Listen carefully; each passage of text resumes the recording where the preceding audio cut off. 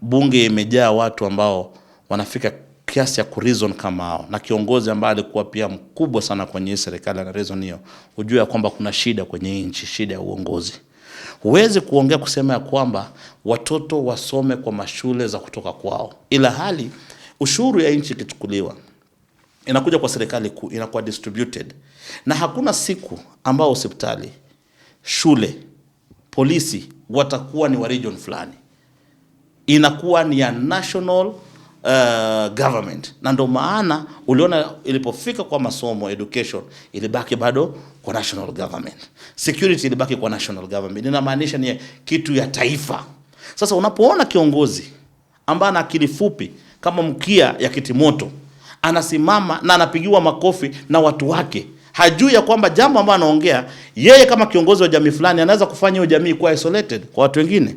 Ukiongea kusema kwamba watoto wasome kwa mashule tofauti, ya kwamba wabaki huko kwao, kama wanasoma chini ya mti wasome chini ya mti, then you are not a leader. Wewe unafaa kukuja ukae, ukuwe mtu wa kawaida, ufanye siasa za jakaranda, kwa sababu wewe ni mtu mdogo sana.